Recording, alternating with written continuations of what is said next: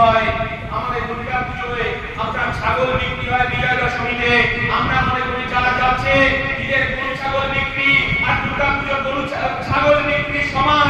আমরা বলতে চাইছি আপনারা আমার সম্পদ তৃণমূল বুথে ভোট লুট করছে, গণনা কেন্দ্রে ভোট লুট করছে। আমাদের 26 সালে আমাদের বুথে গিয়ে লড়াই করতে হবে। তৃণমূলের পুলিশ যদি 24 ঘন্টা নিরপেক্ষ ভূমিকা পালন করে, কালকে আপনারা দেখেছিলেন আরজি করে পুলিশ চুক্তি ছিল, এই কলকাতার চুক্তি একটা শুনেছেন না, পার্লামেন্টের প্রোগ্রাম ছিল কালকে কলকাতার পুলিশ আরজি করে চুক্তি ছিল। 2026 সালে পশ্চিম বাংলার আমার মায়েরা এই মমতা বন্দ্যোপাধ্যায় একটা বুথ বন্ধ করতে চাইছে, এই মায়েরাও চুক্তি খেলবে, একটু আপনাদের মনে রাখতে পারি। তাই আপনাদেরকে মেরুদণ্ড সোজা রেখে বুথে গিয়ে কাজ করতে হবে, বুথে গিয়ে সংগঠনটাকে শক্তিশালী করতে হবে। আমরা শেখ শাহজাহানকে বুঝে নিয়েছি, আমরা আরাবুলকে কোর্টের মাধ্যমে বুঝে নিয়েছি। আমাদের কাছে বোমা নেই, আমাদের কাছে পিস্তল নেই।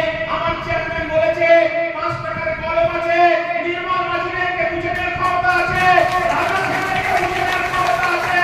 5 টাকার কলমই আমাদের কাছে যথেষ্ট। তাই লড়াইটা হবে বুঝছি গিয়ে।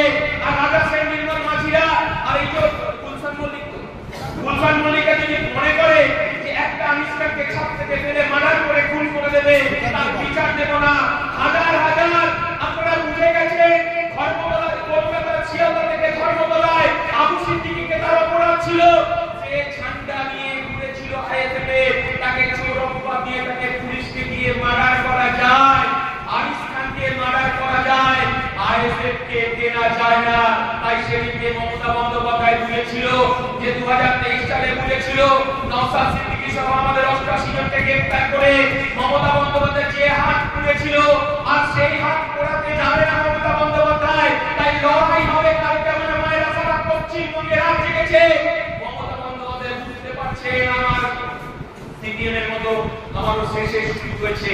তাই এই কথা বলি আপনাদেরকে যে আমাদেরকে লড়াইটা শেয়ারে করতে হবে, বুথে আমাদের কাজ করতে হবে, মানুষকে বোঝাতে হবে 2026 সালের পরিবর্তন অবশ্যম্ভাবী। এটাই একমাত্র ইন্ডিয়ান সেকুলার ফ্রন্ট পাবে। অনেকে দূরবীন দিয়ে ভোটের পর বলছিল আইএসএফ কে দূরবীন দিয়ে দেখতে হবে।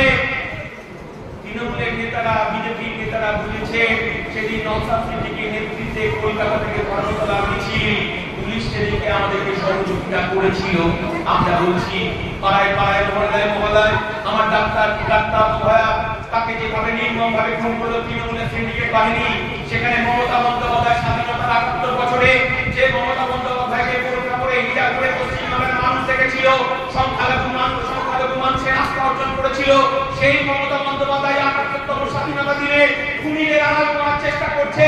আর ইন্ডিয়ান সেকুলার ফ্রন্ট বলছে আবার তৃণমূলের সঙ্গে রাস্তায় দেখা হবে, বিজেপির সঙ্গে রাস্তায় দেখা হবে, সংবিধানকে কিভাবে রক্ষা করতে হয় ইন্ডিয়ান সেকুলার ফ্রন্ট সেই শিক্ষাই দেবে।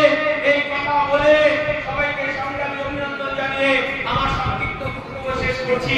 জয় হিন্দ, ইনকিলাব জিন্দাবাদ, ইন্ডিয়ান সেকুলার